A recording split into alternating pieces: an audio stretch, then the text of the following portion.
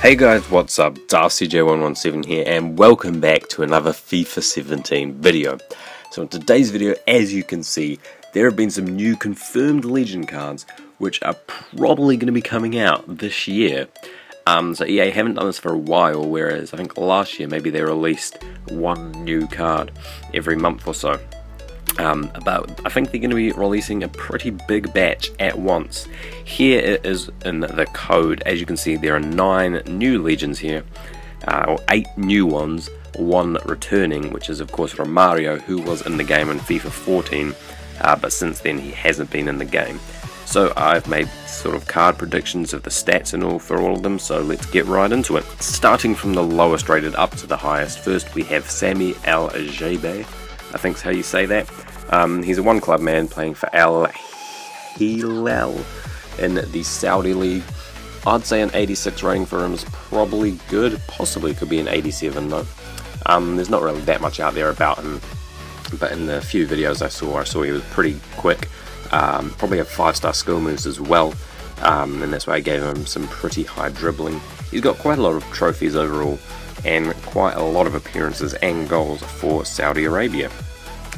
Next we have Hidetoshi Nakata of Japan, probably one of Japan's best players ever. He played for Belmare, which is a Japanese club. He also played for Roma, Parma, Fiorentina, and a few other more sort of smaller clubs. Overall for all the clubs he made 288 appearances with 41 goals. That is at CAM of course, and for Japan he got 107 appearances with 22 goals. Awards for him, he won the he came runners up in the Confederations Cup with Japan, which is a pretty good achievement, and that looks like a pretty good card because I think it'll be kind of cheap as well. Next we have Matthias Sammer of Germany.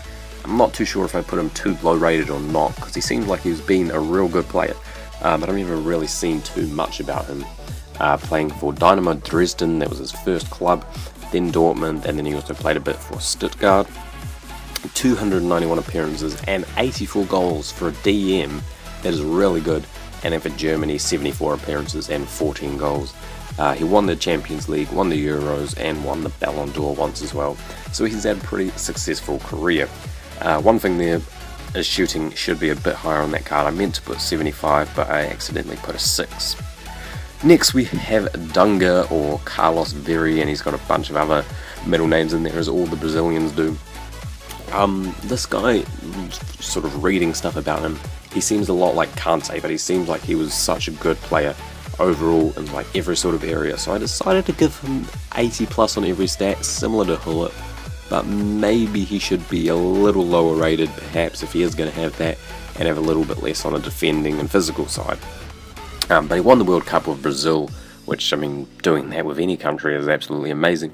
Also won the Confederations Cup and the Copa America twice, mainly playing for Internacional, which is a Brazilian club, Jubilo Iwata, which is a Japanese club I believe, and then Stuttgart in the Bundesliga and Fiorentina in Italy.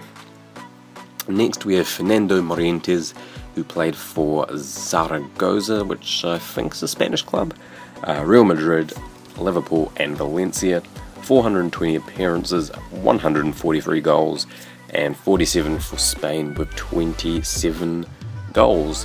He also won the Champions League 3 times, which is pretty good, and 2 Europa Leagues, so that's pretty good, but his sort of goal to game ratio doesn't seem too good. But from what I've read, he was like really good, and back in FIFA 06 he was like a 91 rated, so he must have been pretty good. Next now we have Romario, the returning legend. Pretty much gave him the same stats as FIFA 14, changed a bit, won the World Cup of course, got the Ballon d'Or, and he has the biggest list of awards I've seen for any footballer ever. I mean, maybe Ronaldo has more, but he has so many of them, like there's at least 100 plus on there, so I couldn't list them all. About 448 club appearances, 309 goals for PSV, Barcelona, Vasco da Gama, and Fluminense, just a few of like the 12 or 15 clubs he played for or something, and 70 appearances, 55 goals for Brazil. That is a really good record once again. Next now we have Lilian Thuram, the French centre-back, probably one of the best centre-backs ever from what I've been reading. playing for Monaco, Parma, Juve and Barcelona. For all those clubs, 503 appearances, 10 goals, which is pretty big, and then 142 appearances for France with 2 goals. Won the World Cup, won the Euros, won the Champions League, and he also has a knighthood in France, which is a pretty big thing. And from what I was reading and a couple of clips I saw on him, he's got a lot of pace as well. Back in FIFA 06 or something, his card had like over 90 pace, which is absolutely insane, so I think he could possibly be one of the best centre-back cards on the game. Next, now we have Hugo Sanchez, Mexico's top goal scorer, mainly playing for UNAM, Real Madrid and Atletico. 684 appearances for all of them with 400 goals, which is insane, and then 58 appearances for Mexico with 29 goals. Won the Champions League, won the Golden Boot, which I believe is just the one for the most goals in the world for said year, or something like that, or it could be for the World Cup, I'm not too sure. But he's an amazing player, and what a card that would be. And finally now we have Diego Maradona. It's been a while. It seems like he's finally going to be added to the game.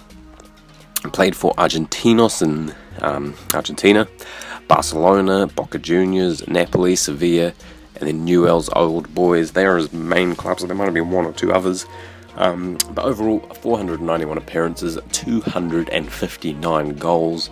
And then for Argentina, 91 appearances, 34 goals. Of course, won the World Cup with his hand, also winning the Champions League, the Ballon d'Or, Napoli's top goal scorer of all time, and many, many more awards.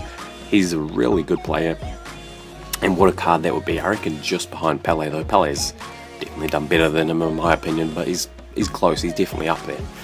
But yeah, that is all of 9 new legends which could potentially be coming to FIFA 17.